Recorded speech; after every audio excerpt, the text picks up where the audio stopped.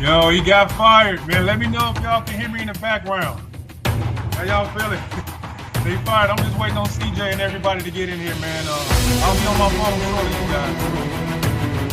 Drop your comments. Drop your comments.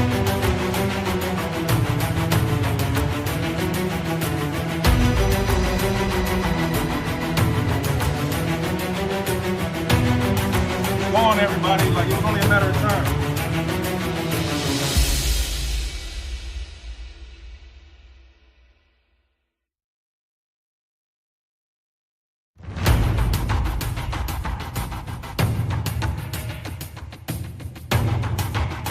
How's everybody doing out there? Matt Eberflus has been fired out there.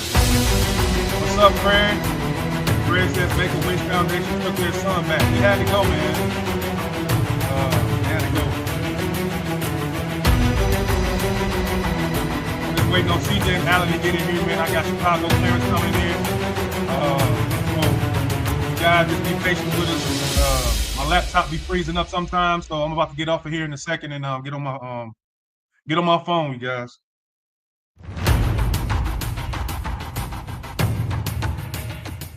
Matt Eberflus is gone, man. I think yesterday he quit in front of the whole world, man. Like Matt Eberflus, he quit in front of the world without using that timeout, man. It's crazy. It was crazy. So let me know how you guys feel, man. This was a long time coming.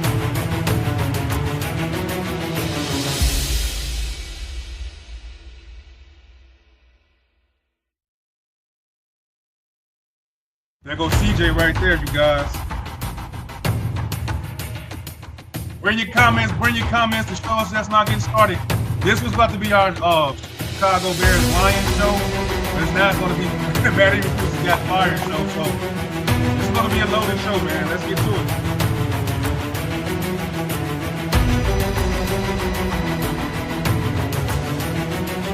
I'm going to turn my camera off, guys, for 1 second.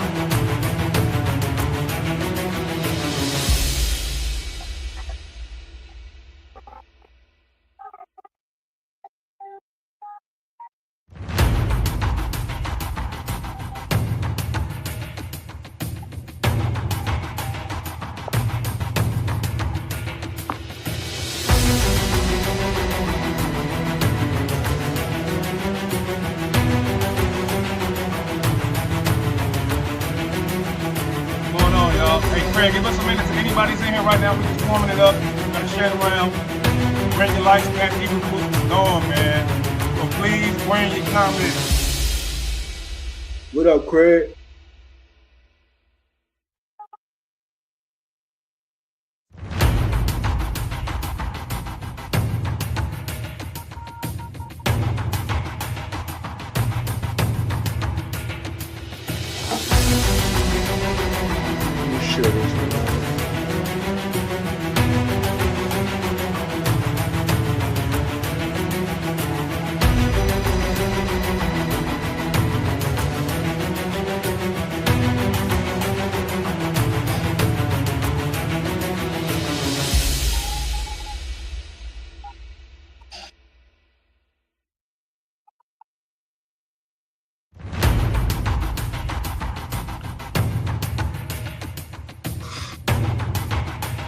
Hold on, we see we got some more comments, bro. We got Craig there, bro. I'm so happy right now, bro. We all happy right now, man. Waiting on Allen to get in here. Anybody in here right now? It's not together. It's happening pretty much right now at the moment. So we couldn't get it all together. So we're doing a kind of like a spur of the moment show. Like I had a Bears versus Lions post game show that we were going to do anyway. But now we have to add the Eberflus being fired. So let me know if I'm clear. You guys can hear me. If it's too loud, let me know so we can adjust the show accordingly. Yeah, he's gone, Isabella. They fired him. He's gone. We'll be on camera. Come in.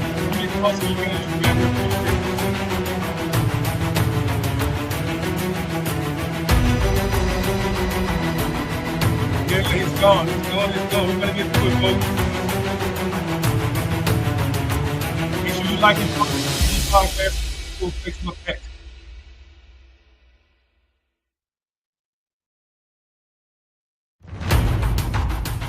appreciate everybody coming in.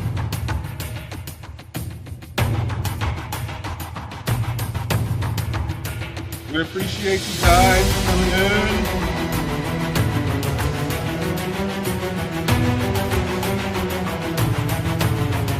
I appreciate it. DJ, how you feeling, bro? You hear me?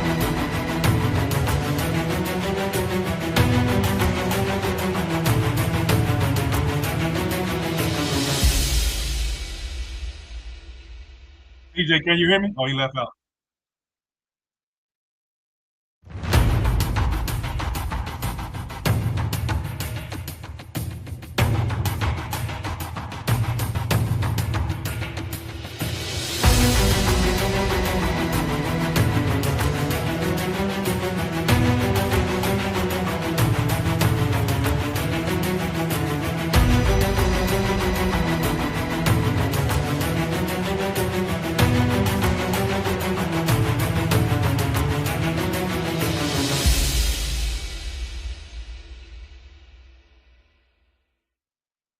Is that better, Craig? Glad you in here, man, because I can't really tell sometimes. Let me know if the music is good. They're good for you? I turned it down.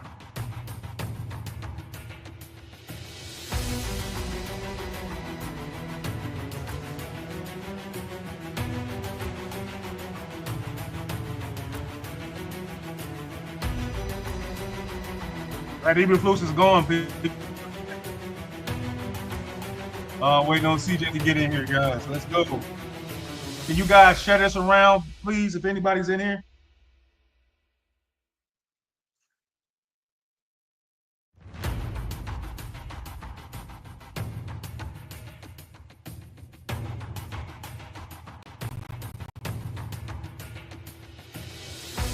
Yeah, Christmas came early. If anybody's in here, just let me know if you hear anything weird in the background or anything like that so I can change it or mute my mic or whatever.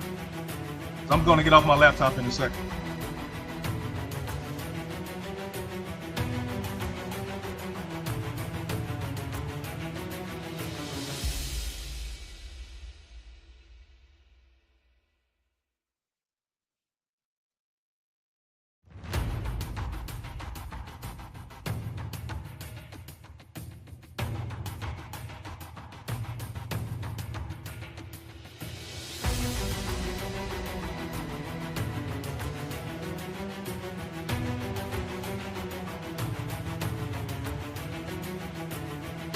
How do y'all feel about the firing, man? This has been a long time coming, man. Eberflus has been terrible. He's lost so many one-score games. It's terrible, man.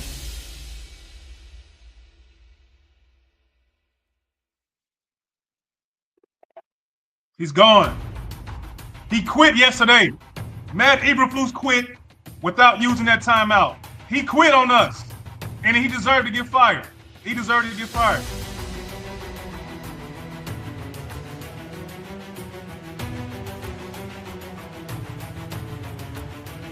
He deserved to get fired for that. He deserved it, man. What's going on, Darcy? Darcy, do you want Matt Eberflus is gone, man. He's gone, bro. Shout out to Darcy over here from Detroit Lions News podcast, man. We did a pregame show with them the other day. Great guys over there at that podcast. Good dudes, man. Good dudes over there, man. Shout out to Darcy. We got Craig, so I wish I was a fly on the wall in that meeting. Yeah, I'm about to get off of this laptop and get on my phone, man. DJ, you shared around?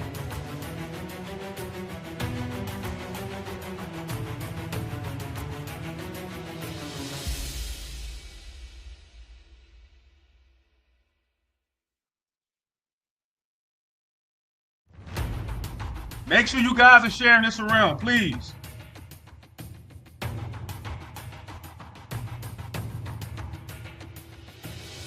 All right, CJ, I'm about to go get on my phone, bro.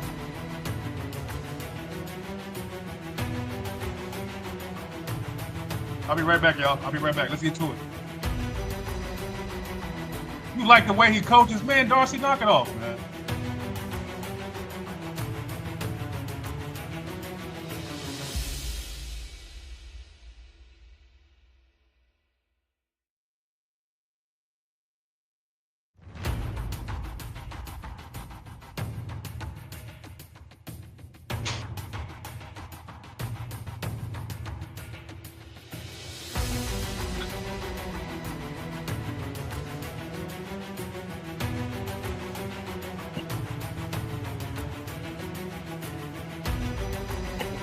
Yo, CJ, can you hear me? Yeah, I can hear you.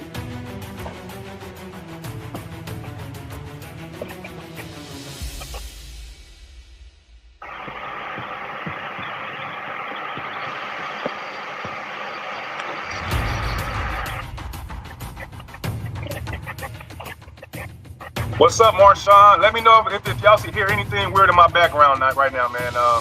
That was inexcusable time managed from Matt Eberflus. Yeah, man, we're going to get into it. The king of accountability has left the building, man, and Caleb didn't save him last night in his press conference, man. He didn't save him. He let him hang, man. He said he just do what he's supposed to do. He just did what he's supposed to do, man. He got tired of saving him.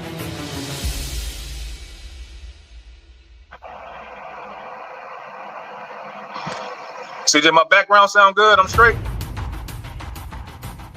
I can hear you. Great. All right, hold on.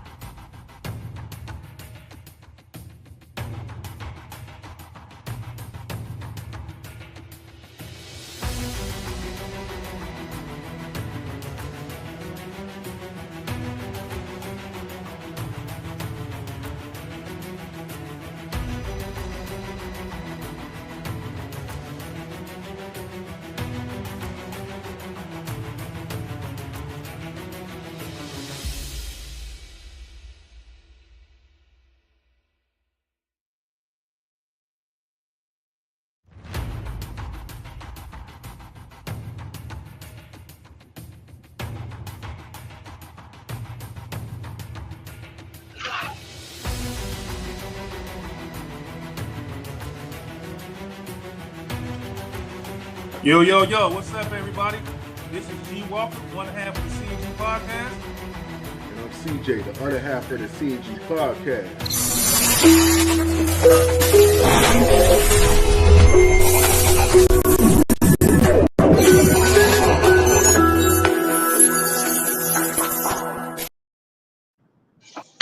Yo! Bears Nation, how we feeling out there? What's going on? Talk to us, Bears Nation. After this day of Thanksgiving, how y'all feeling? What's going on? We got comments coming in. Allen's in here, CJ's in here, G Walker's in here. Too late for this year, but we as Bear fans always say, wait till next year. What's up, Kevin? I don't know what you really mean by that, man. Black Friday deal of the day right there. Yeah, we'll take it, man. We'll take it. How's everybody doing? If you're living on a rock right now, we just got the news that we all should have expected probably a little bit sooner, but it didn't happen. But it happened this morning. Matt Eberflus has been fired, man. He got fired in the way that he deserved to get fired. He left a damn timeout on the clock to send a game into overtime. I'm not saying that was the reason why we lost, but he's the head coach. He's supposed to save his team from reeling into chaos and from reeling into a loss. The man had 32 seconds left on the clock to call a timeout. We know everything was going bad for the Chicago Bears. He did not call a timeout. I feel like he did that shit on purpose. I feel like he quit on the Bears, and they quit it, and they fired his ass. So, CJ, what are your first thoughts about this situation right here with Matt Eberflus, man? I mean, I'm glad it happened. I'm just glad that they did it, man. You can probably get a head coach in that knows what he's doing, hopefully, and the Bears can move forward. Allen, man, can you hear me? How you doing? You driving, big dog? Yeah, I'm driving, man. But I'm listening, though. I'm ready, though. Man, like, he had to go, man. He had to go. Yeah, you know what, G and C, man? We kind of been talking about it the last 3 weeks. Like, it could have happened. That if they were going to do it, it would be this morning.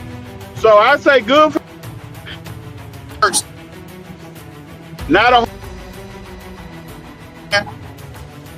to keep working and getting the offense to be consistent. And now we get to see my dude, Eric Washington, defensive coordinator. Now we're going to see a live wire on defense. We're going to be more attacking, different line fronts. I'm going to tell y'all something. Eric Washington going to show his ass as defensive wire. And I'm proud that he gets his opportunity. Coach E. Yeah, man, it's cool that they getting rid of the stuff that's pretty much destroying Caleb Williams' growth as the season progresses. First it was Shane Waldron. Mm-hmm. Now it's Matt Eberflus. Soon it'll be Chris Morgan. All the stuff that was mediocre and bad, they're getting rid of it, man. Ryan Poles has decided to fire this man despite being loyal to an agency. Like I always say, the most important job is your job security. Ryan Poles has to understand, he understands, like, dude, you're going to lose your job if you don't fire this guy. I don't give a damn how loyal you can be to anybody. In business, there's no friends, man. It's just business associates. Like, you can be cool with people, you can be friends with people outside of work sometimes, but when it comes down to me keeping my job, I'm going to keep my job. I drafted Caleb Williams. I got Darnell Wright. I got DJ Moore. I got Roma Dunze. I got Javon Dexter. I got all these pieces around my young quarterback. I'll be damned if I let this lame duck coach get me fired. Does anybody in the comment section feel me on that, CJ? You feel me on that? I figure on that 100%. I thought Eberflus quit on the team yesterday. I think he didn't get fired. Eberflus knew he was gone. So I think he quit on the team. I think he quit on the team yesterday. Man, he definitely quit, bro. He definitely quit. As a person that sometimes will quit, I'm gonna keep it real. When I'm done with some shit, I'm gonna do it. I'm gonna do it. I don't care. I'm gonna do it. So when I saw it, I said that's probably one of the realest things. As messed up as it was, that was one of the realest things I think I ever saw from somebody. I'm like, he did that shit on purpose. There's no way he did not do that on purpose. He wanted to get fired yesterday. We saw that, but we got a comment from Tyler Coleman. What's going on, Tyler? He said they should have never hired him in the first place. I wanted Jim Caldwell. Yeah, man, I feel you. Hold on. Oh, then we got Chicago Clarence. Oh, my God. Oh, my God. The legend is in the building, everybody. Look, y'all know. If y'all don't know Chicago Clarence of the Bears Den podcast, this dude don't hold no punches. He tells it like it is, and that's something that C&G we do. So he comes in with that vibe, and we always give him the floor. So without any further ado, it is Double C, Chicago Clarence of the Bears Den podcast. My brother, happy Thanksgiving and happy Black Friday. How are you feeling this morning, bro? How are you feeling, CC? He about to cook. Oh, he about to cook. Happy Thanksgiving to you guys. Happy Black Friday. And boy, what I tell you, 103 years the Chicago Bears have been in existence, and never have they ever fired a coach in season until today. So you have to understand how bad of a job this guy was doing and producing on the field for them to finally force their hand and get rid of him. I mean, I don't even know where to start, bro. My frustration level is at an all-time high. We are a better football team than this. And every week, he finds a way. He invents new ways to snatch victory snatch defeat out of the jaws of victory. And he has done it too many times for my taste. He had to go. Matter of fact, I volunteered to go help him pack. He said you're going to go help him pack. Look, help him pack, brother. And we got some numbers to back this up. Hold on. Like I told y'all, we had a loaded show, man. Like, this wasn't supposed to happen. This was not supposed to happen. Look at this, everybody. 5-19 worst winning percentage by any head coach in NFL history in 20 games off record of one score games. 5-19, everybody. This is crazy. He might be the worst coach in Chicago Bears history. The man is 0-19 on the road, man. So, Allen, CJ, Chicago Clarence, this is unbelievable right here, man. Speak your thoughts on just this particular part of his terrible coaching right here, man. One score games, man. Anybody? Hey, repeat that again for me, brother. I would just say, like, you see him got 5-19 right here, man. It's the worst percentage of a record in one score games ever. This is crazy. In 20 games, 5-19 in one score games.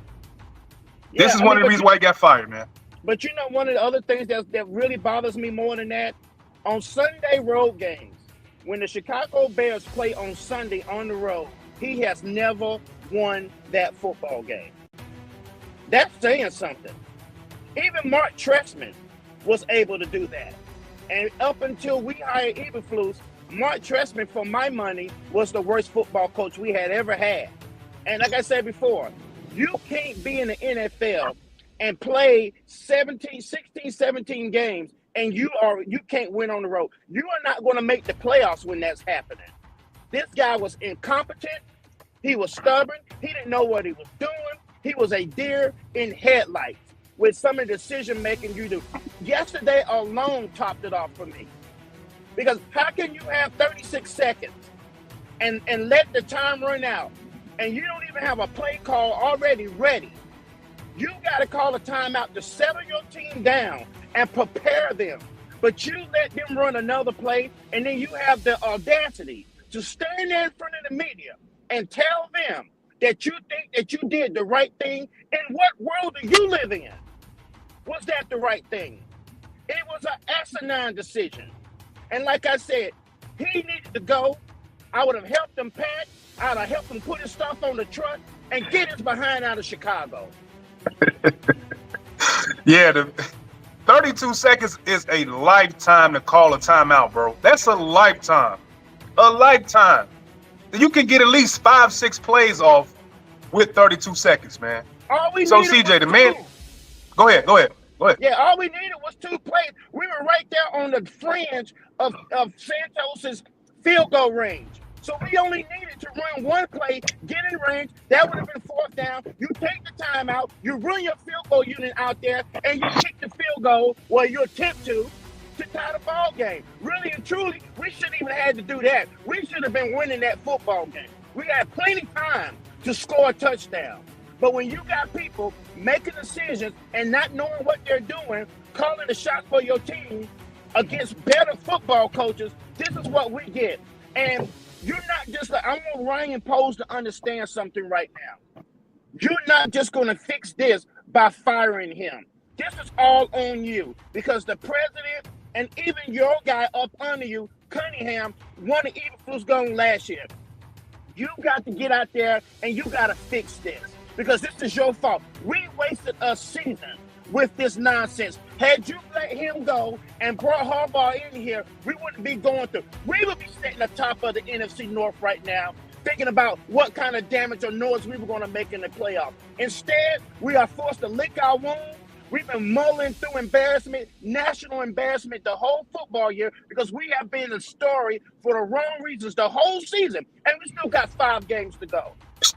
Still got 5 games to go. Still got, and you know what, to your point, Chicago Clarence, we got Thomas John right here, one of my favorite trolls, a damn Packer fan. He always on the podcast page talking crap, man. It's always a good fun. But he's going into your point about, you know, Ryan Poles. You said Ryan Poles is partially responsible for this shit show. He is next if they can't find a suitable replacement. So, Alan, how much faith do you have in Ryan Poles to fix the right head coach? Like Double C is saying, like, this doesn't fix the Bears. But go ahead. Yeah, like I've been saying, man, Ryan Poles is going to be limited in finding his head coach because Ryan Poles is not going to get an extension. So he's got 2 years left on his deal. He had the same deal Eberflus had. So it could be hard to get a quality coach. So I really believe Eric Washington or Thomas Brown, whoever gets the interim job, is going to be the one that's going to probably have the foot in the door to be the head coach. Because if you get rid of Poles, then that means you clean house. And Ben Johnson is not coming to coach for Poles. Lincoln Riley is not coming with Poles. Bill Belichick is not coming with Poles. Poles is now going to be the butt of the blame. He can't turn nowhere left or right or front or back and blame anybody. He's going to be the one that's got to fall on the knife. He's the captain of the ship. So he's got to go down with it. So I believe in my heart he's going to go around, get denied by 3 or 4 coaches, and he's going to come back to Eric Washington or Thomas Brown and say, run it. And then we're going to go from there. That's the only thing they can do is bring in a nice coordinator. Other than that, they're not going to be able to bring in there because you got Poles. I don't think Kevin Warren wants to fire Poles. But it's gonna rear his head next year. I think he's gonna get 1 more year, y'all, and then we're gonna see how these guys coach. Eric Washington and Thomas Brown. If they can win 4 out of 1, I think they'll get the job. 4 out of 5. Just to piggyback off your point about people coming here, Bill Belichick or somebody like Ben Johnson, to further that point, that's called alignment. These guys that's coming to the Chicago Bears want alignment with their GM. So that's something that Ryan Poles cannot guarantee them because he's not going to be here. So to what Alan said to his point, it's going to have to be an in-house coach. It's going to have to be an in-house coach because Ryan Poles has done a terrible job in the most important parts of this team. And Darcy, we see your comment, Darcy. He's done a terrible job in the most part of part of these trenches. The offensive line he was terrible at. The defensive line he was terrible at, and Matt Eberflus. That's 3 strikes right there. But the only reason why I'm saying that he might keep his job because he hit on Caleb Williams. He hit on Caleb. He hit on Caleb. So most times in a normal situation, when a GM hits on their quarterback, they get to pick their own coach. Because I read around that his hands were tied with Eberflus. There's a lot of misconception and misinformation about Eberflus. The McCaskies wasn't going for that. McCaskey wasn't going to fire him. Right. So the fact that Caleb Williams is a hit, despite all the stuff Ryan Poles probably did wrong, he's probably going to more than likely get a chance to pick his own coach, man, because he hit on the #1 overall pick, man. But CJ, when you see this about Ryan Poles is partially responsible, how do you feel about Ryan Poles? Pretty much the last part of this rebuild, this last draft. How do you feel comfortable keeping his job and building in the draft? I think he's gonna have 1 more year to get it corrected, and then that's gonna be it for him. That's gonna be it. That's a whole draft, though. Chicago Clarence. How much do you trust Ryan Poles with this draft? Look, we got a 1st-round pick. We got 2 second-round picks. Got a 3rd. We got a 4th. We got $70 million in cap space. Are you confident in him with this draft coming up, man? Well, I don't have any qualms about his drafting. Can we nitpick and find things that he could have done differently? Yes. But at the end of the day, guys, a competent coach could have taken this roster and had us in the playoffs or on the fringe of the playoffs with the schedule that we had. We didn't have a daunting schedule. Look at that game yesterday. The Detroit Lions, for everybody's money, if they're not the best football team in the league, they're the second best. And we went toe-to-toe with them, and we should have beaten them.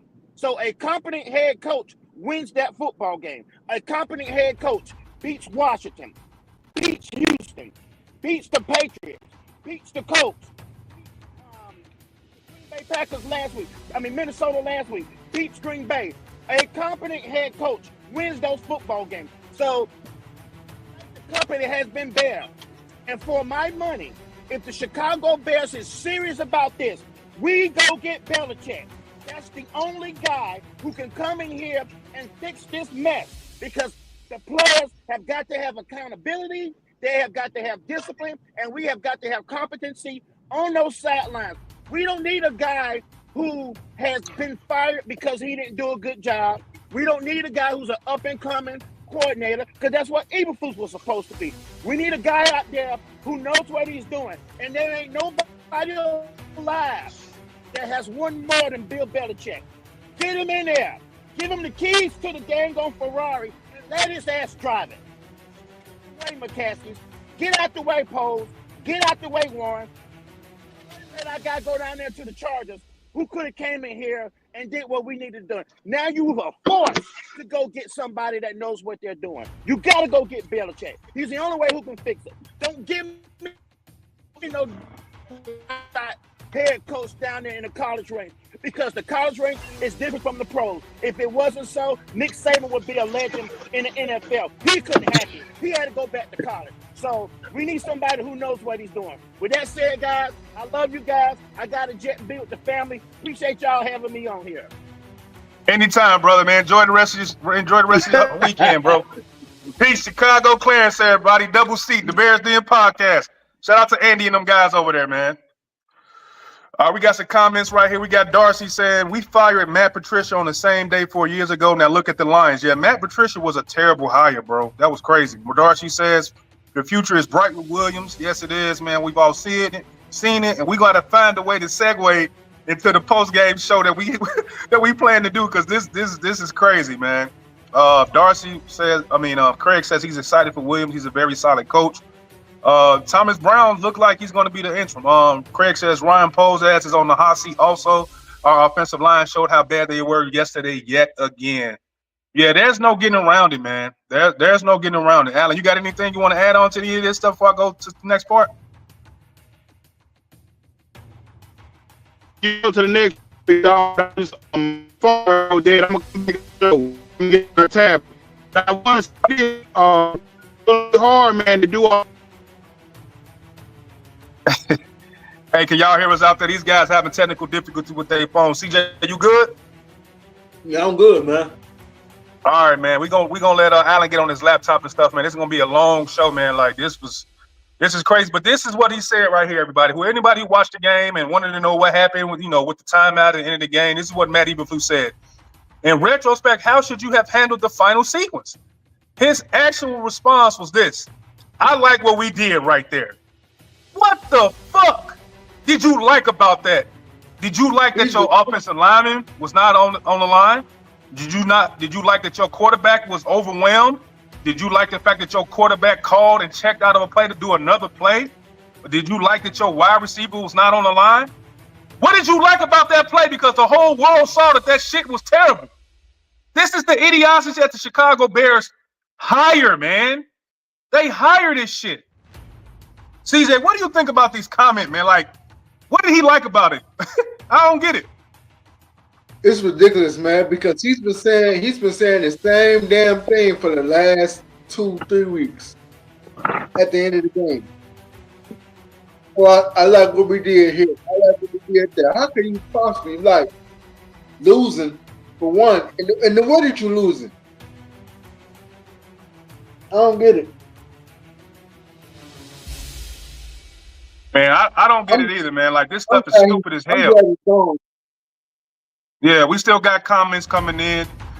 We got Craig right here saying, I agree. I think he gets one more year in his ass, better dress that offensive line. He talking about Ryan Poles. I think he should. I think he will, man. But, man, I don't know. Brian Flores will be perfect coach for the Chicago Bears. Thanks, Darcy, man. We appreciate the comments, man. Shout out to the Detroit Lions News podcast over there, man. Well, Darcy's over there heading that thing. Good guys over there in Detroit, man. Anybody know me personally? They my second favorite team in the division, man. I've been a fan of the Lions, you know what I'm saying, low-key my whole life, man. Barry Sanders, Herman Moore, Matthew Stafford, and Megatron, and Herman, all those guys over there, man. So shout out to Detroit, man. Like, only team I hate in this division is the damn Packers, bro. And I don't care about the Vikings. So Lions, do y'all thing, man. Okay. Hey, Craig said he laughed so hard when I heard him say this. Yeah, this is nasty, bro. This is nasty. Show me how many ways can you lose a football game, bro. The man showed us so many ways that he could lose a football game in one season. Is ridiculous, man. And these are some of the quotes right here, everybody that's in here right now. These were the quotes from the locker room yesterday's game. Caleb Williams. There wasn't any communication from the sideline. Insanity. That's crazy. DJ Moore. I don't know why we didn't call a timeout. Keenan Allen. I feel we did enough as players to win the game. None of this right here saying that these guys were confident at what was going on at the end of this game, man. CJ, Caleb said there wasn't any communication from the sideline. Do you believe that? I believe it 100%. I believe it 100% because we've been saying that throughout the games they've been losing this season.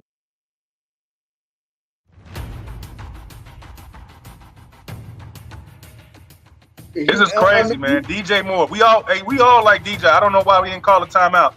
I don't know why they didn't call a timeout. This shit is dumb, bro. The man deserved to get fired, man. We had a whole show about Caleb Williams, man, and everything else, man. But we're going to get to it eventually.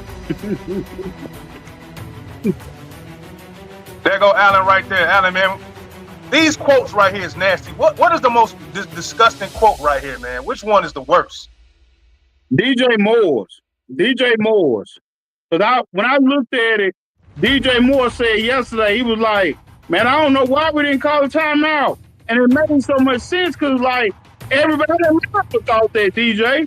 And I was just like, I knew then the players were shut down. They shut down, and Matt Eberflus could not go before them again. Keenan Allen kind of threw a rod in there, but he was a little bit safer. But DJ Moore told them, man, we thought we were going for timeout. And also, Gordon said, I thought we were going for a field goal. Matt Eberflus, I've never seen somebody that incapable of doing their job. And I'm a person that worked for a government agency. I don't call my job the hardest in the world, but I would say I'm pretty good at it. But this guy, I know he plays football, but he has no business being a head coach. Defensive coordinator is where he needs to be and stay. You know what I'm saying? Because leader of men, he's not. He does not command that room. I don't even listen to his press conferences, G. I can't even finish a press conference with Matt Eberflus. That stopped 2 years ago with him. So I really believe, man, Caleb Williams, you can't try to put that on Caleb Williams. You got to protect your young quarterback. He just got sacked, G.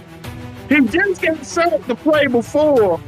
So you know he's going through a motion right there. And you going to say, let me settle down, my young guy. Call timeout with 20 seconds to go. Guys, we got 20 seconds to go. This the plan. Work the sideline. If we can't take the sideline, get to the line of scrimmage fast as you can so we can clock it. At anything, at worst, let's do it in 20 seconds. He didn't do anything but walk off the football field. So, G, to your point, he quit mentally. Yeah. He had overload. It was a meltdown. He had a meltdown on his job. He's ready to get a shape up on his stupid haircut tomorrow, and he want to go live in Florida. and wait for the next Dolphins job. It's a fucking special team coach. Who cares? But Matt Eberflus, good riddance. Take care of your family. Keep your hair cut. Go away. Don't never come back. Move on. I love it, man. I love it. I'm over here rolling. We got Craig saying right here. The special teams coordinator said he think Flus was on the wrong channel on the headset. Stop, man. CJ. Stop, man. I'm crying, yo. Yo, this is too much, man. This is too much. So Hightower said that. The Hightower said that, G. I guess so. Damn. Oh, man. Shout out to anybody who's in here right now, man. Follow the CNG podcast on Facebook, YouTube, X, man. We here every week, pre-game shows, post-game shows.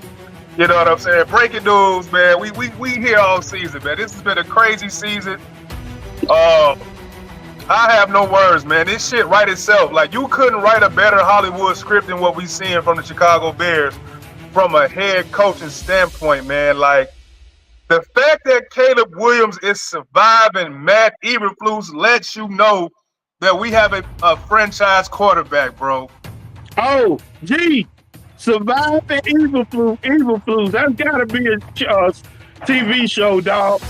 Surviving Eberflus, dog. He got to get that, man. I cannot hear y'all. Y'all sound far away as hell, man. I can't hear. I can't hear y'all. Can you hear me? Can you hear me, G? Yeah, I can hear you. Yeah. Yeah, I'm saying he needs a surviving Eberflus, like surviving Diddy, surviving Eberflus, dog. Man, Caleb Williams, he's still developing as a quarterback under Matt Eberflus, man. Well, he was, despite, man, like, this is crazy because we all looked at this roster and was like, we better than this, man. Like to Chicago Clarence's point, we're better than this. And Alan, I remember asking you, and to anybody in here, I remember asking Alan, like, even though he's a defensive coordinator or defensive head coach, what will make an offense like this sputter? You know what I mean? Like, what is his involvement on offense as far as tempo and controlling? So, Alan, can you just explain a little bit more to why the offense was sputtering under Matt Eberflus and why it's taking off with Thomas Brown? Because even though he was a defensive coordinator, the offense was sputtering. I think you told me it's because the way he maintains his defense and things like that and want to be conservative. So what were you saying? Okay, he runs a cover 2 style defense, meaning he has a lot of smaller defensive line. We're probably one of the smaller defenses in the league. And up front, you want the guys to be under 300 pounds, can run. But, you know, the way his game plan is, he doesn't want a lot of 3 and outs. If you notice, when we do a lot of 3 and outs, our defense gets wore down. So he don't want us to chuck the ball down the field. He wants us to gradually get 3 or 4 first downs, move the chains, and if you got a punt, at least it's making the defense make the opposing offense work the field. So that's good for field position, where the offense then turns and gets short field. So he's really playing the numbers. So if he's rubber stamping something the offensive coordinator doing, if the offensive coordinator comes in to game planning on Wednesday, we're gonna throw the ball 40 times. We're gonna take chances against Brian Flores, for example. And then Eberflus like, nah, man, we're not gonna do that. We're gonna run the ball so we can keep the defense solid. We want them to be solid for 4 quarters. But then we gave up 30-some points anyway. But we're not letting the ball dictate the game. He's not one of those head coaches that can understand the fluidity of the football game. So that's where he bogs down our offensive mind, because he doesn't understand the flow of the new offensive scheme. He wants to save his defense, which is understandable because he's a defensive coach. That's why defensive coaches sometimes hamper the development of an offensive coordinator and his quarterback, because the quarterback's got to learn how to use every inch of the field, meaning middle, intermediate, and close, run the football. Those levels of football, he ain't gonna learn that under defensive coach because you want your defense to stay fresh. So that's where it comes complicated. So going forward, I would like Thomas Brown to get more influence, and we're gonna see more influence now because I'm pretty sure Ryan Poles is gonna come down and be a part of the game plan. Now you watch what I say. He's gonna come down there and game plan and make sure he's gonna fill the void of the empty coach. You know what I'm saying? He's gonna come down, he's got to, and see what the offensive coordinator and defensive coordinator gonna come up with, and then they'll put their game plan together, and we're gonna see more of an offensive influence these last 5 games.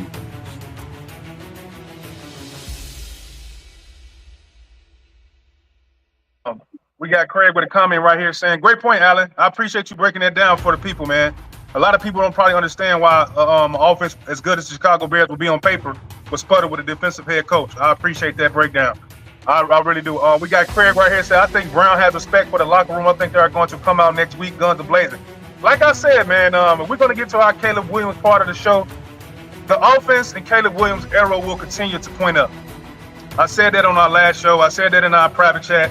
Caleb Williams' arrow will continue to point up the more you build around him. Got rid of Shane Waldron? Good. Thomas Brown is playing to everybody's strength?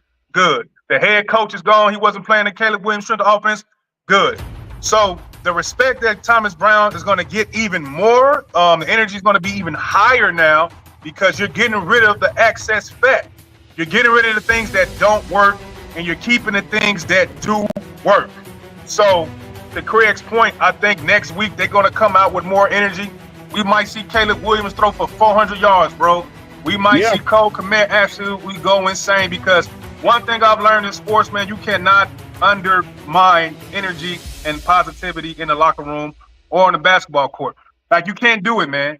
Like, the positivity next week is going to be through the damn roof.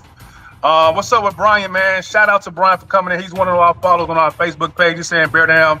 What are your thoughts about Matt Eberflus being fired, bro? Like, we all been wanting him gone, but did you expect the news? And how did you feel about yesterday about him not using that timeout? We got Craig right here saying, does anyone know if we have someone in the press box helping to tell the coach if we should challenge or not?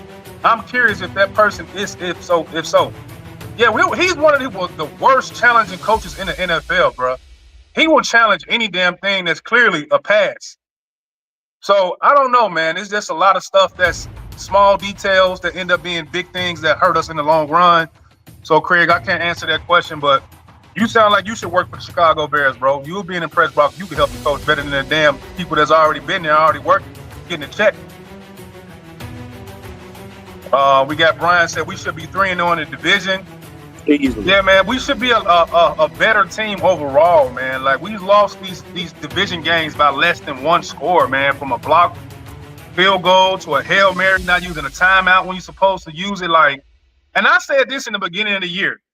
I said, if Matt Eberflus goes 0 in the division, or he goes like 1 for 6 or something weird like that, his ass is fired. He's 0-3 already. He's 0-3 already. Well, he was 0-3, so they cut it out, man. I appreciate it, man. I appreciate it, man. I appreciate it, man. We have to get to the next part of our post-game show, man. If y'all still want to talk about Matt Eberflus, man, we can. There's so much stuff to talk about. Brian says about time they let him go. Just the fact that he said it was on the right play, not calling the timeout, was ridiculous, man. Like I said, I think he quit on purpose, man. I think he did it on purpose. He did it on purpose, bro. That's all I can say. I think he just was ready to go, and he was ready to quit, man. Fuck it. Matt Eberflus has been fired. We're going on an hour talking about Matt Eberflus. CJ, man, so you got anything else about that Matt Eberflus you want to talk about before we get up out of here, man? Go to the Caleb Williams stuff.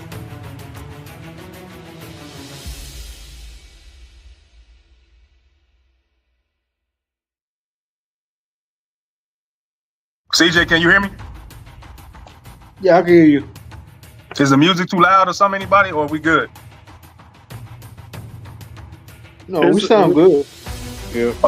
I said, do you have anything else about Matt Eberflus you want to talk about before we get into the Caleb Williams and the rest of the games? Hell no. All right, man. Let's keep it moving, man. Matt Eberflus is gone. Let's stop talking about this trash. Let's get into the post game, man. Let's get into the post game show. And look, I got a couple of funny things right here. Look, y'all. Look at this. Wow. Matt Eberflus gets the game ball from yesterday's game, man. Wow. That's crazy. Oh, shit. All right, Craig, so let's move on to fucking Caleb, man. Talk about a kid that continues to progress. The only flaw is a couple of bad sacks he takes, and that's if his biggest issue. We should be very excited he balled out yesterday. Yeah, man, he balled out yesterday, man. Caleb Williams he started to look like the kid that we thought he would be, man. Like, I have no issues, but we got to talk about something right here. He keep having these first half blunders, man. 13 yards in the first half, 45.8 QBR versus the Lions. CJ, I'm going to come to you first, bro. Why does Caleb Williams look like an MVP in the second half of games, and he looks like Daniel Jones in the first half of game? What is the problem? If anybody's in the comment section and y'all see Caleb Williams in these first half, please drop your thoughts. But CJ, what's your thoughts on the first half blunders? Man, I have no idea why he's going off to a slow start. I have no idea. I wonder that myself sometimes. Do they got to get him more going? It's on the first drive or what? I have no idea why he's going off these slow starts. And you could tell it's a slow start because in the second half he picks it up. He's been doing it for the last 3 to 4 weeks. Yeah, it's a weird thing, man. I don't know if that's coaching. I'm gonna say coaching, man. Like I don't know. I really don't know. Alan, do you have any reason why? Yeah, shout out to Carlos coming in. Yeah, man. Matt Eberflus is gone, bro. We talked about Matt Eberflus about an hour. He's gone, man. Him and his stupid haircut, like Alan said, he's gone, man. He's gone. He's gone. But Alan, what is going on with Caleb Williams in these first half blunders, man? Like, it's hard to explain. Yeah, man. I think it's just game planning. I think they want to establish the run first, and then they try to do the rollouts and the not off platform, but they try to move his launching point. But I know Thomas Brown want to establish the run first, and that goes along with Eberflus's philosophy. He probably wants the defense to go on and off the field. So let's wait till next Sunday when we play the 49ers and see if we just go ahead and jump out the box and get him throwing the ball and get some easy completions and work our way back to the run game the way he was with Lincoln Riley. Like, he's used to throwing the ball 45 times a game. He might be one of them guys that's got to get his arm warm at 15 throws before we, I would like to know how many throws he had the first half, because we were going 3 and out every time. It was like flats, run, a drop pass, Cole Kmet getting a penalty.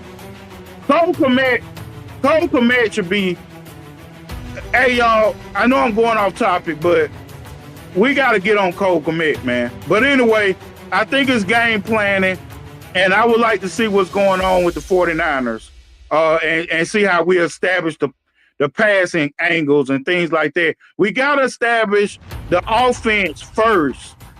Now, let's go ahead and do that. And that way we can get Caleb in a rhythm and not hand the ball off to Swift to just run into a wall. Like, Swift runs into a wall. He doesn't do well running in between the tackles. So now that Roschon is hurt, we need to start working screen game, sweeps, pass game. That's what we got to be so we can get the ball down the field. That's what we need the ball to go, down the field, not side to side. Man, and I agree with you, Alan. We just got to wait and see what he do with the 49ers game, because, like you say, Eberflus probably has some influence on how he wanted to manage the clock with his defense and don't do this much on offense and save his defense. But, man, it's just continuing to see him have terrible first halves and then make an adjustment. Then he looks like a world beater. We got Craig saying he got to head out for Thanksgiving. Everyone have a blessed day. All right, Craig, bear down. We'll see you later. Craig. Carlos says, take time for all of them to get going. Is it the play caller? And he says, thanks. Yeah, I don't know, bro. It's weird, but we're going to get into some Caleb Williams stuff right here, right now, baby. Let's go. This is Caleb Williams right here. This is what his stats ended up being. 15 for 24 completion attempts, 222 yards. I think this was before he actually finished the game. 3 touchdowns. So let me go to the next one. I don't think that's completely accurate. Hold on one second. This is actually his stats from the game. 20 for 39, 256 yards, 3 touchdowns, 0 interceptions. Again, CJ, 0 interceptions, man. Caleb Williams, he's not playing perfect football, but one thing he does do is take care of that football. Do you think he gets enough credit for being able to take care of the football? I think he should. He hasn't turned the ball over. He does a good job of not turning the ball over. I think he should get enough credit for it. Definitely.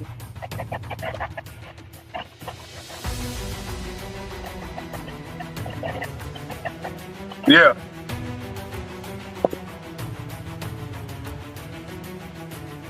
I can't hear CJ. Allen, is he still talking? Nah, I can't hear C either. He said something. So, Allen, he ended up having 3 touchdowns in the second half. You know what I mean? Like, he's a second half quarterback right now, and he almost not even 55% completion. So he's not by any means a finished product. But when Caleb decides to turn it on in the second half with his offensive coordinator, he's incredible, man. He's incredible. Yeah, he missed the magic, man. He missed the magic. So yeah, I like Caleb, man. We're gonna see a different Caleb this next 5 weeks. I think we're gonna see another football team. Right. We got this right here. He also broke this record right here. The most passes attempts without an interception, a rookie record. I think it was like 200 and some change. Again, Caleb Williams continues to protect the football. For all the people that's been saying, and I hate to bring this up, we want Justin Fields. We want to keep Justin Fields. Bring it up. Allen, how many times did Justin Fields throw interceptions and fumble the damn ball? In fact, that we got a rookie right here that's broke a record with pass attempts without an interception. He went 7 straight games, G. Justin Fields threw 7 interceptions in 7 games in the 4th quarter. It was routine for him. We got Audrey saying, "What's up, CNG Podcast? How you doing? Holla back, holla back, holla back." So the fact that this kid right here, this young man, that lets you know that he doesn't just throw the ball away. He doesn't just fling the ball and sling it all across the yard. He knows where he wants to put the ball. He knows when to get rid of the ball. He knows when to take a sack. All those things add up to a good quarterback. Not throwing interceptions, not fumbling the ball, throwing the ball away, taking a sack. He seems to already have that mastered. This is a rookie, man. And he broke the rookie record for passes attempts without an interception. So, Allen, that goes into his IQ, which is very high. He has a very high IQ, man. He understands the game at a very high level as a rookie. It's crazy.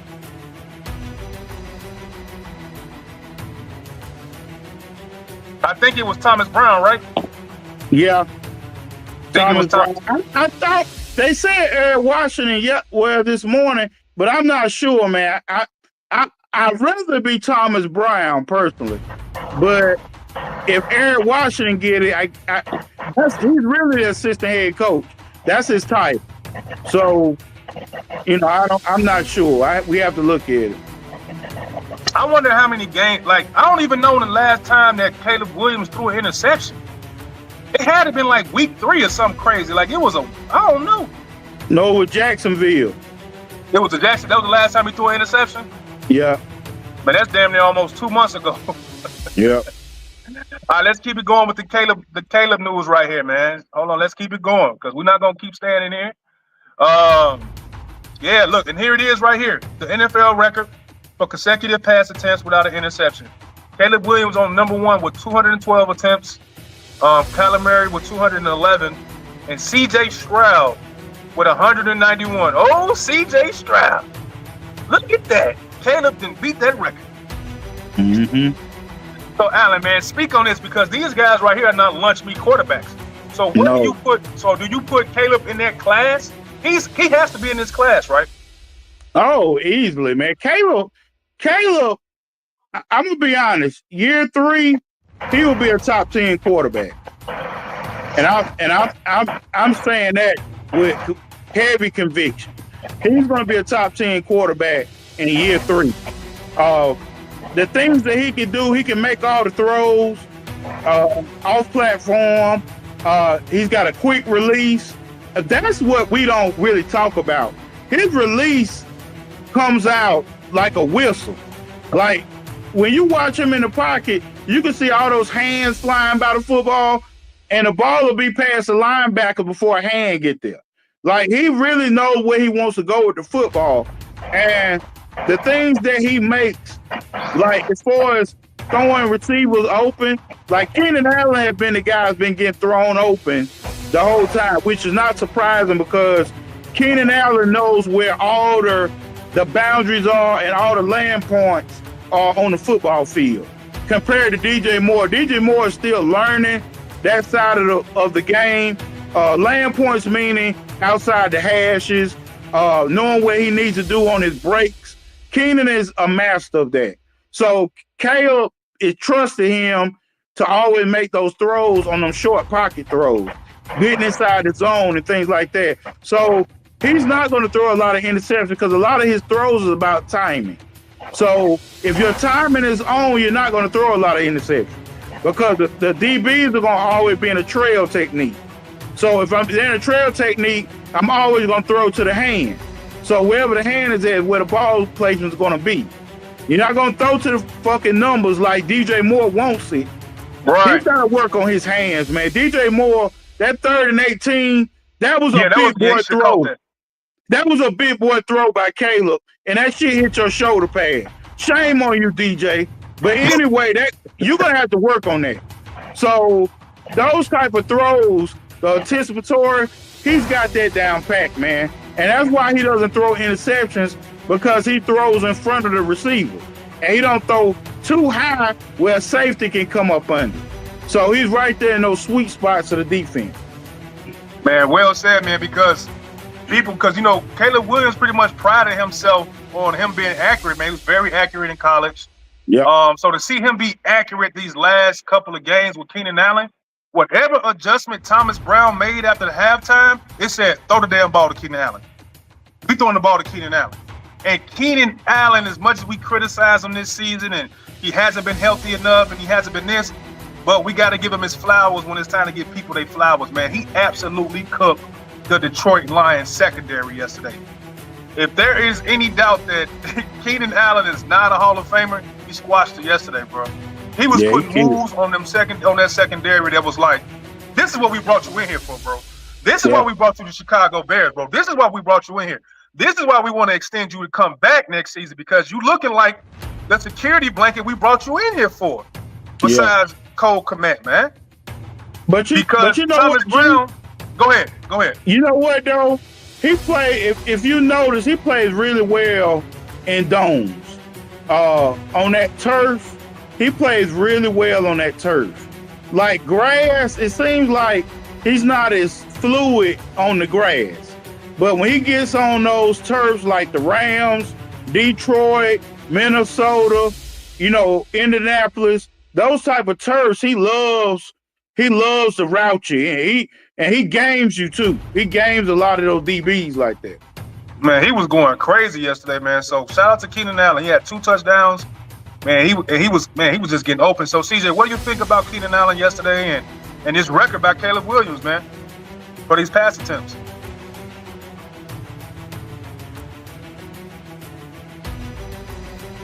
All right, CJ microphone must be messing up right now, so we're gonna keep it moving. No problem, no problem. All right, Alan, this right here, man, we got another one. This is Caleb Williams' stats against the NFC North.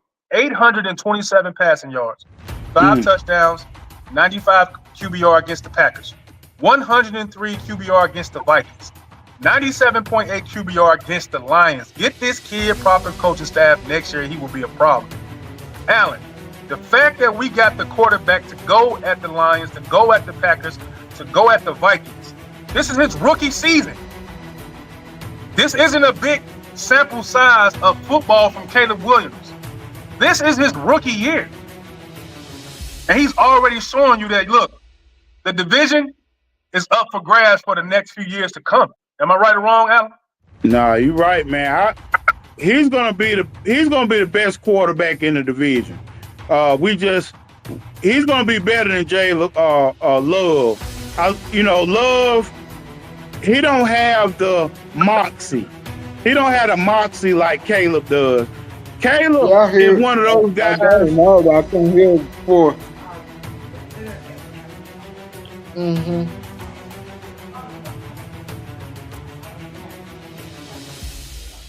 Go ahead, Alan. Okay, I said Caleb, one of those guys, man. He can make everybody around him better, and that's one of those traits that you can't teach. Jared Goff doesn't have Caleb Williams' talent. He just got a superb coaching staff. Jordan Love doesn't have. You see, Jordan Love he'll throw interception. He'll turn the ball over. He'll fumble. He'll do something to turn it back over to the other team. Caleb is a game manager plus a quarterback. Game changer. Game changer. He's all of those things wrapped in one. And he's tough as shit. He's a tough kid, man. He is a tough kid, man. That hit he took by that, I'm still upset with the offensive line.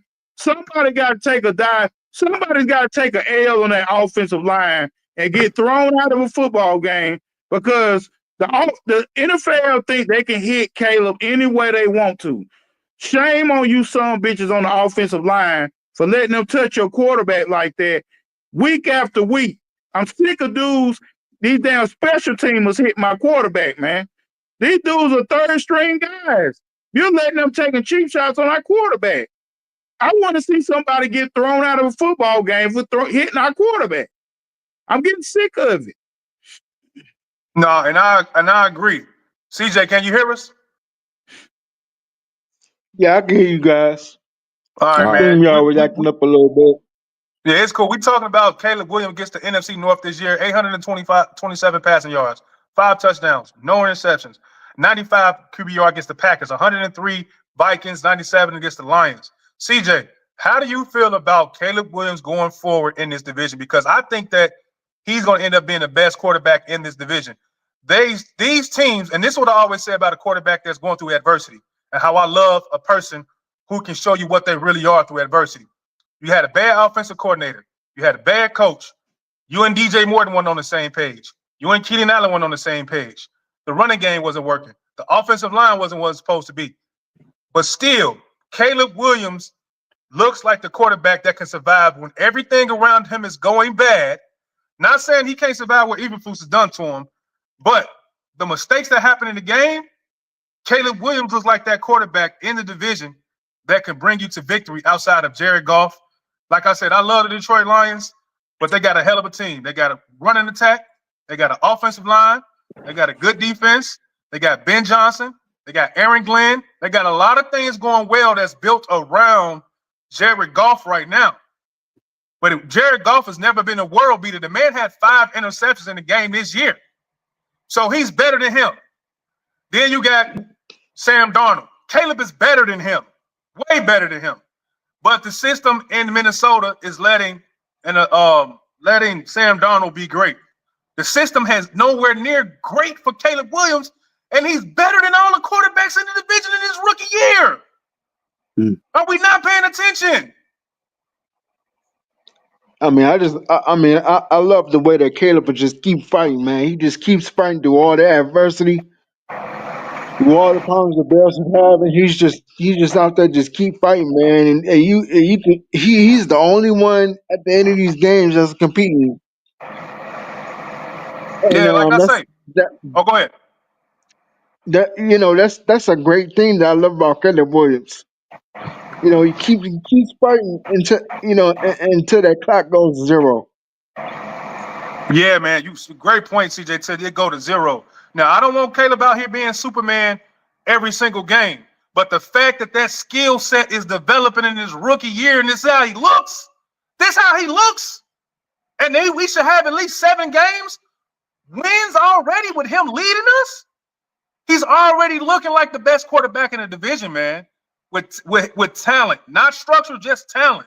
And when you put a little bit more around him, the sky's the limit, man. The sky's the limit for him, man. It's insane. It's insane the potential that he has to be great sooner rather than later. Caleb is going to be great sooner rather than later. It is what it is, man. Alan, you got anything else to say? Yeah, man. This is a personal. I ain't gonna say memoir, but this is a personal challenge to Cole Kmet.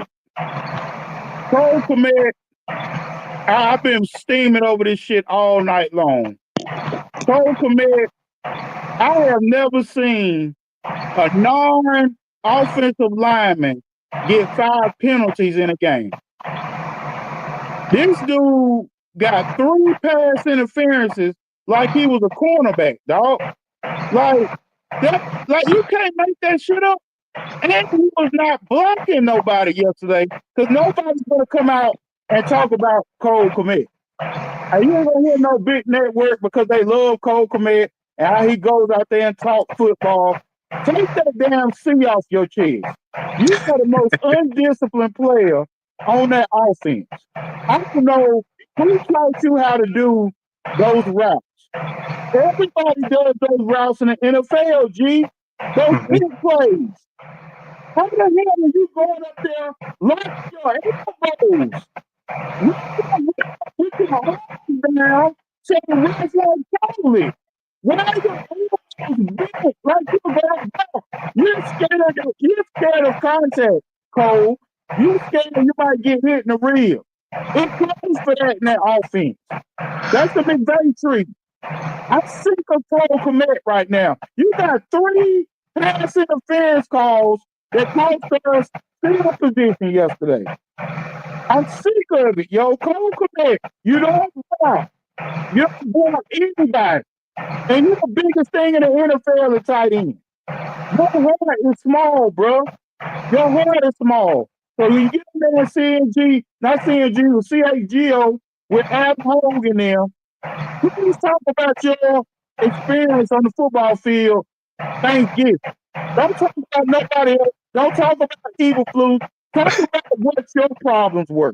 Your problems, I've never seen that in Pop Warner, where a non-lineman, non-cornerback gets 5 fucking penalties. That is disgusting.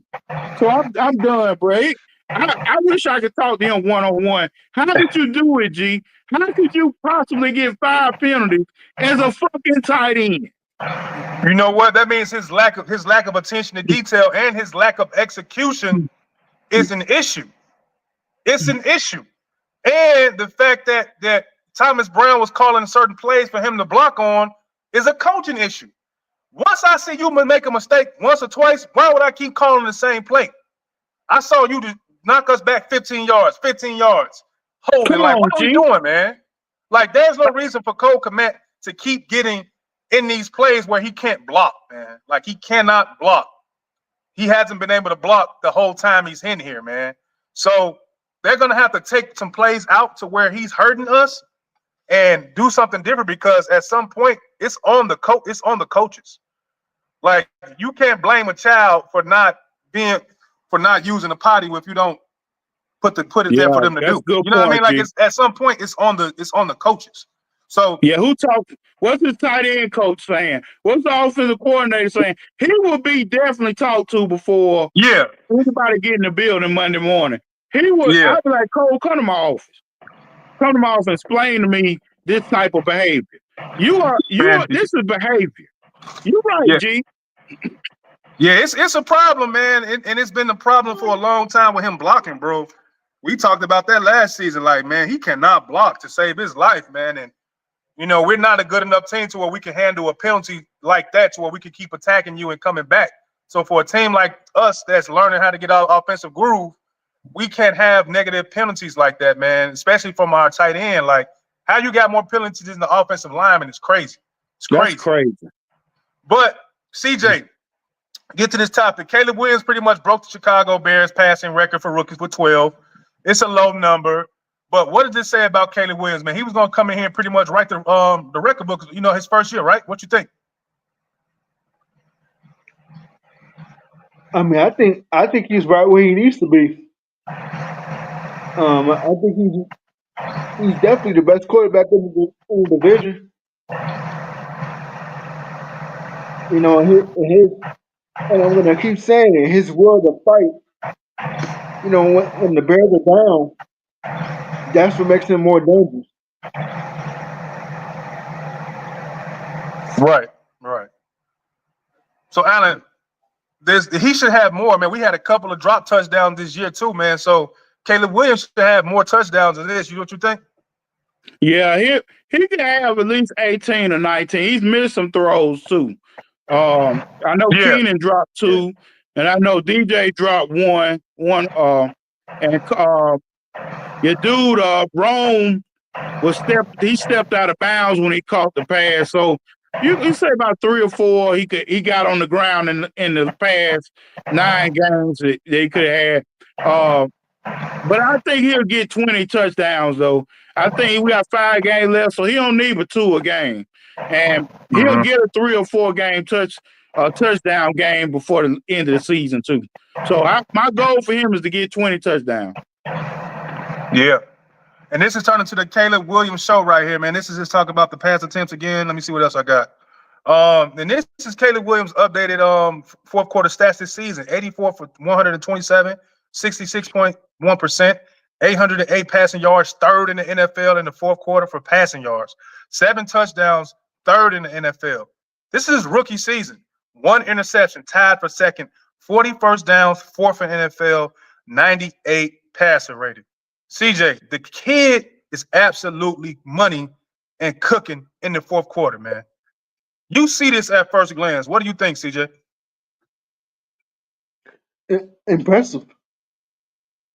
Very, very impressive, man. And that just showed you how good of a talent Caleb Williams is. Mm-hmm. Man, I really don't have no. I just brought it in here so we can look at it. The people in the audience can look at it. They can look at some of the stats he's breaking. You know what I mean? As far as pass attempts, his rookie touchdowns. The pass attempts without an interception. I'm just bringing this stuff in here so we can all see Caleb Williams' growth as he goes along the rest of the season, man. So, Alan, this is his stats in the fourth quarter, man. So he's absolutely cooking. So, what do you got to say about this, man? We only got a couple more that we can close this out. Well, it lets you know he's a gamer, man. He's a gamer, and he stays, like CJ said, man. He fights to the end. So he's one of them guys you can sack 5 or 6 times, and he gets right back up like you didn't touch him at all the whole game. He'll still take off running.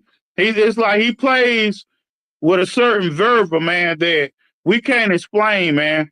He's a consummate pro at a young age, man. So I'm glad we got our quarterback. Y'all can keep y'all quarterbacks for Denver, Washington. Y'all can have them. This guy right here is going to be a guy that's going to put a gold jacket on one day. We're going to have our quarterback, y'all. This is our gold jacket guy right here. Yeah, man, I agree. And Alan, this right here, quarterbacks with multiple touchdown passes against the Lions. Caleb Williams, that's it. That's the list. Man. Say no more. Say no more. Oh man, shout out to everybody that stayed in here, man. This was going to be our Chicago Bears Lions post-game show, but it ended up turning into Matt Eberflus got fired show, so we had to talk about that. So just to catch you guys up, that's what's going on. And before that, I got one more thing. Kevin Warren was walking around in the locker room in Detroit yesterday. Yeah. So once you see the big dog come down, Yeah, you that can only fucked up. mean two things. You did a hell of a job, you won a Super Bowl, or somebody's ass is getting fired. Mm-hmm. Yeah. So Kevin Warren pretty much came down there and was letting everybody know, because if I read some of this, it said Warren lingered around the Bears locker room longer than he typically has this season. He talked to the special advisor, Ted Cruz, who came from the Kansas City Chiefs, and he briefly met with some of the players. Now, I'm pretty sure some of these players are probably the leaders on the team, the captains, probably DJ Moore, probably Edmonds, guys that are the captains. He probably spoke to them. But it says Poles also put his arm around Caleb Williams for a few private words before exiting the locker room, I'm sorry. And you know what those private words were? His ass is grass, Caleb. Don't even worry about it, bro. Great. His ass is grass. So, CJ, man, what are your final thoughts about Matt Eberflus, if you want to speak about it, or the post game, or the Bears versus Lions? What's your final thoughts before we get out of here, bro? He's gone. He's gone. He's gone. And to CJ, man, CJ hated this hire since the beginning. To CJ's disagreement, his dismay, CJ probably been suffering. I didn't want the Bears to hire him as head coach to begin with. Dang. Man, CJ was not happy about this shit. So, Alan, before we go, what's your final words, man? Eberflus. Yeah, man, Eberflus, man, it's been real, dog. You came in, you try to bring a little culture that hits principle. That's all good, man. That's going to work out when you go to the high school and be an advisor. So, you got the temperament for a great high school head coach. But when guys making millions of dollars, you're not that guy. You got to be a person that takes the phones away from the kitchen table, G, and see, y'all parents, you got to be that guy in the NFL. Put the phones down at the kitchen table. Yeah, you ain't that guy. Everybody playing video games in the locker room, and I'm saying that as a metaphor. You ain't that guy that can say, I need your attention up front. And that's okay. Some men are just not like that. And he is not. So hopefully we go ahead and get a strong leader, because our team lacks leadership on the field. So I know we don't have it in the locker room as coaches. So that's what we got to grow is leadership. Now, hopefully Eric or either Thomas can grab hold of this team, put some people against the fire, Cole Kmet, Jalen Johnson, all these guys who do all this talking to the week, and then they get to the damn game and have brain farts. Jalen Johnson, guys need to be held accountable, man. Like, what the hell are you doing out there, son? They have these moments, but Eberflus is not the guy to pull nobody to the side. So, shout out to you, man. Take care of yourself, man. Good riddance, and see you later. And come on, Thomas Brown, Eric Washington, get this damn ship going to the right direction for next year. And I got one more comment, and I'm going to get my final thoughts. We're going to get up out of here. What's up, Carlos, man? We appreciate you staying the whole show, man. We love your energy you bring. We love the comments. You said we have to find the right coaching staff, and I can see us winning the division, win all the games, just don't have to do stuff to make the right decision. They got to make the right decision on the coach. They have to do it, and I want a collaborative effort from Ryan Poles and Kevin Warren. I want the adult in the room. I want somebody that's done it before. I want somebody that could develop and draft players on that offensive line and that defensive line. I think Ryan Poles learned a lesson in this whole process of keeping Eberflus, and I think he will rectify his mistakes going forward. He doesn't have a choice, because guess what? His job security is the most important thing. It's all that matters. So the fact that Caleb Williams is becoming a hit, he's going to be our franchise leader in everything. All these records about to break, Ryan Poles will be safe. I think his job is safe. I think Karen Warren wants to work with him. I think probably Kevin Warren understands that Eberflus, Ryan Poles' hands was probably tied to getting Eberflus.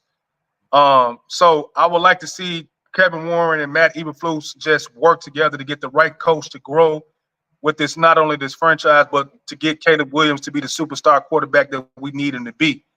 And that's pretty much my final thoughts on Eberflus. Look, man, the shit didn't work. It didn't work. Maybe the organization finally realized we have to get real coaches and real people and real men in here to lead our franchise. You can't get people in here that just never done it before. So, and Caleb Williams might be the only quarterback that make this franchise, this organization, and McCaskey sit up and say, damn, we got a real quarterback here. This rookie is phenomenal. Maybe he's that quarterback that's going to force them to do their due diligence and do their job and give Ryan Poles and Kevin Warren the resources that they need to actually build this football team up to a competitive year in, year out. I think we found our quarterback in Caleb Williams. I think we might have found our offensive coordinator in Thomas Brown. He's made a flash in the pan. Everybody can do a spark. So the next phase to our offensive coordinator is to win some games now. Like, it's been cool to see you work with Caleb these past 3 games, get his numbers right, get him running around, calling out plays. The training wheel's off now. It's been 3 games. I want to win versus the 49ers. I want to win. This Thomas Brown has the opportunity to really nail the audition on the fly as far as being the offensive coordinator right now. He has the first interview right now. Thomas Brown, you have to win games, bro. You got to win games for you to be the quarterback. I mean, not be the quarterback, to be the head coach. I think if you come out here and win some games, we beat the Lions, we beat the Packers, we beat the 49ers in Seattle. I think we probably go 4-1 or maybe 2-2. I think he stays, and I think he could probably stay the head coach. But I'm over the numbers. I'm over what you've done with Caleb Williams. It's over now. It's over. You've been here for a few weeks now. I want wins, Thomas Brown. I want wins. Because people already got the eyebrow raised at you from North Carolina Panthers, even though you wasn't there the whole time. I want wins, man. What's going on, Jeff? You came in here kind of late, but we always read everybody's comments. Rooting for head coach Thomas Brown to turn the season around. Bears definitely have their quarterback in Caleb. Yes, we do, man. And Caleb we trust, and Thomas Brown we trust. Or he said, bring Fangio back. I'm over bringing all these old guys back, bro. I think this organization has to grow up a little bit and don't bring anything back. Let's keep moving forward. They need to challenge themselves to make good hires, man. Let's not reinvent the wheel and go back to old things, man. I'm sick of seeing that. That's just my personal opinion. Excuse me. So with that being said, man, we out of here. This is the CNG Podcast. I'm G Walker, man. Yeah.